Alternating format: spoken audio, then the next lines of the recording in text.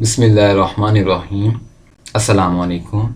आज हम basic computer course की क्लास नंबर 2 को स्टार्ट करने जा रहे हैं। क्लास को स्टार्ट करने से पहले अगर आपने अभी तक हमारे यूट्यूब चैनल को सब्सक्राइब नहीं किया है तो इसे सब्सक्राइब कर लें ताकि आने वाली क्लासेस के नोटिफिकेशन आपको मिल सकें। क्लास को स्टार्ट करते हैं। क्लास नंबर 1 में हमने देखा था कि हम जैसे ही हम अपने लैपटॉप कंप्यूटर को ऑन करते हैं सो हमारे सामने जो स्क्रीन होती है, हमारे सामने जो इंटरफेस आता है, उस इंटरफेस में क्या क्या ऑप्शंस होते हैं और उन ऑप्शंस के क्या क्या यूज़ होते हैं। सो क्लास नंबर 2 में हम देखेंगे हार्डवेयर्स के बारे में, यानी कि कंप्यूटर हार्डवेयर्स की क्या होता है और कंप्यूटर हार्डवेयर्स के कौन कौन से पार्ट होते हैं और उन पार्ट्स का क्या इन रोल होता है कंप्यूटर को चलाने में। सो इसके लिए मैंने प्रॉपर एक स्लाइड में की हुई है। सो आपको कोशिश करूँगा कि स्लाइड की हेल्प से आपको पढ़ाऊँ तो आपको ईज़िली समझ आ सके। सो मैं अपनी स्लाइड को ऑन करता हूँ। Basic computer course, computer hardware, यानी कि कंप्यूटर हार्डवेयर से कौन कौन से पार्ट्स हैं और उनकी कौन कौन सी थिंग्स हैं।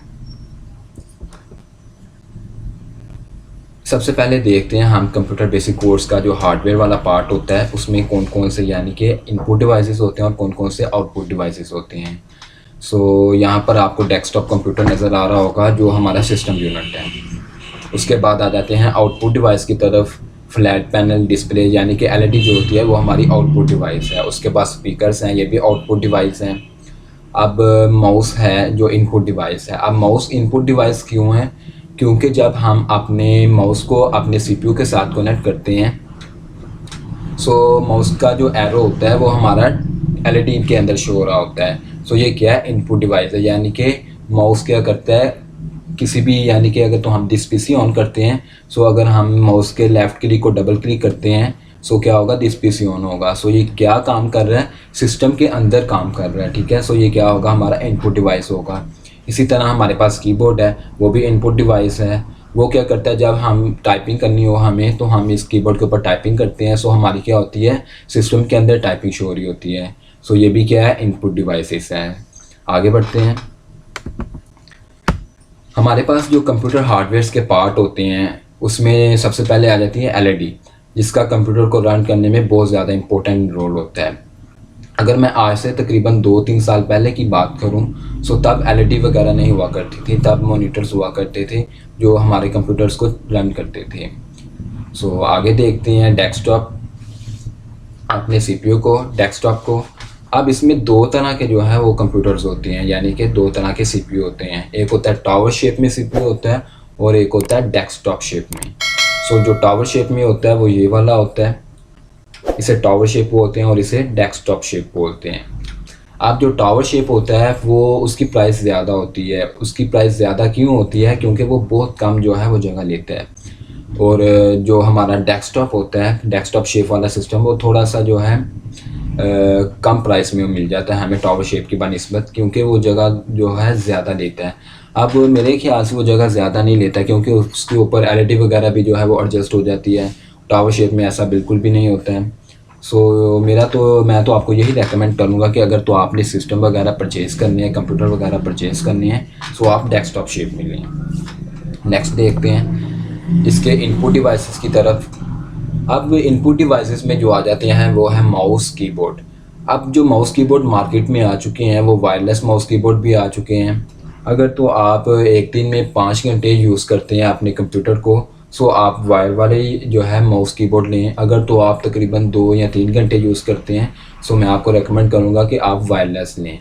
अब अगर आप 5 घंटे यूज़ करते हैं उसके लिए आप वायर वाला क्यों यूज़ करें? सो आपके माइंड में ये क्वेश्चन आया होगा। सो वो इस वजह से क्योंकि जो वायरलेस होते हैं वो बैटरी से चलती हैं, उसमें बाकायदा एक सेल वगैरह डलता है। सो उसकी वजह से वो क्या होते हैं? रन होते हैं, यानी कि चलते हैं। अगर हम उसको ज़्यादा यूज़ करेंगे तो हमारा जो है सेल ख़त्म होना शुरू हो जाएगा, यानी कि हमारे सेल की जो बैटरी होगी वो ख़त्म होनी शुरू हो जाएगी। सो तकरीबन ये हमारा 1 वीक भी नहीं निकालेगा अगर तो हम इसको जो है एक दिन में 5 से 6 घंटे यूज़ करते हैं। सो इस तरह हम क्या करेंगे? सेल वगैरह के जो है पैसे बढ़ते रहेंगे। सो उससे बेहतर है कि आप वायर की तरफ आ जाएं, यानी कि वायर वाले माउस की तरफ मूव हो जाएं, वायरलेस माउस कीबोर्ड की तरफ मूव ना हो। सो आगे बढ़ते हैं। ये थे इसके इनपुट डिवाइसेस। आगे देखते हैं हमारे सिस्टम के अंदर जो जो चीज़ें होती हैं उसको देखते हैं। सबसे पहले हमारे पास मिल जाती है मदरबोर्ड। अब मदरबोर्ड के ऊपर क्या चीज़ होती है? ये होता है हमारा CPU, इसे प्रोसेसिंग बोलते हैं, प्रोसेसर।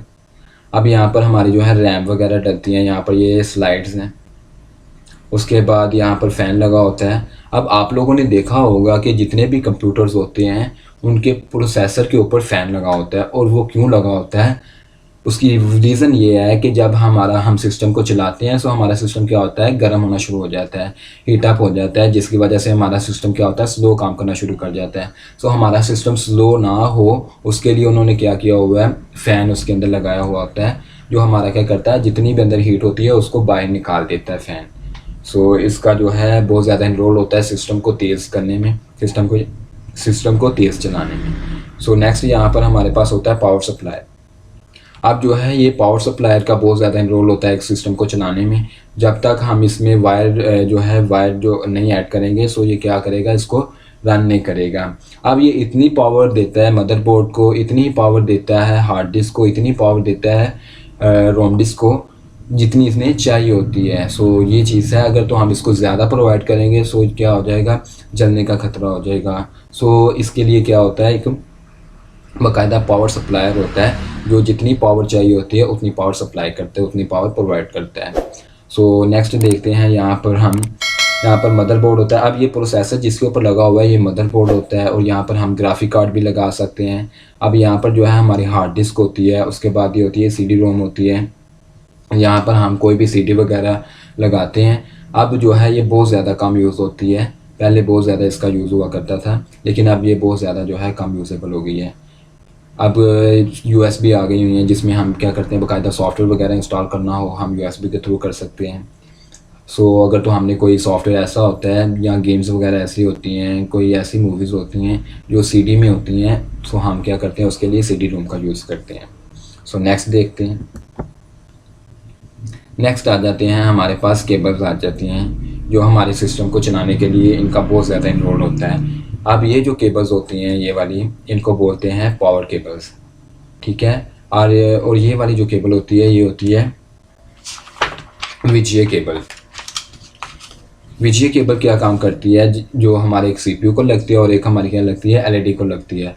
अगर इसमें जो है हमारे कलर्स वगैरह का प्रॉब्लम हो जाता है LED में, सो वो किसका प्रॉब्लम होता है, VGA केबल का प्रॉब्लम होता है, वो ख़राब हो गई होती है, यहाँ सही से जो है अटैच नहीं हुई होती, सो जिसकी वजह से हमारे क्या होते हैं, कलर्स ख़राब होते हैं। नेक्स्ट ये आ जाते हैं, यहाँ पर ये इंटरनेट वायर होती है, इसके आगे जो है कनेक्ट्स वगैरह लगे होते हैं, कनेक्ट। अब ये कनेक्ट क्या करते हैं, हमारे सिस्टम को वाईफाई प्रोवाइड करते हैं, ठीक है। अब अगर मैं बात करूं वायरलेस अडॉप्टर की, इंटरनेट वायरलेस अडॉप्टर की, अब वो भी मार्केट में आ चुके हैं। पहले तो क्या होता था कि हमारे सिस्टम को अगर वाईफाई चलाना हो, हमारे सिस्टम को अगर हमें वाईफाई की ज़रूरत पड़ जाती है, सो हम क्या करेंगे, एक वायर लेके आएंगे, ये वाली केबल लेके आएंगे, और उसके क्या करेंगे, अपने CPU के साथ अटैच करेंगे। लेकिन अब जो है वायरलेस अडॉप्टर आ गया हुआ है, इंटरनेट वायरलेस अडॉप्टर, जो क्या काम करता है, एक वाईफाई की तरह काम करता है। लाइक अगर हम मोबाइल में वाईफाई कनेक्ट करते हैं, सेम हम उसी तरह हम क्या कर सकते हैं, अपने कंप्यूटर में जो है वाईफाई कनेक्ट कर सकते हैं थ्रू इंटरनेट वायरलेस अडॉप्टर।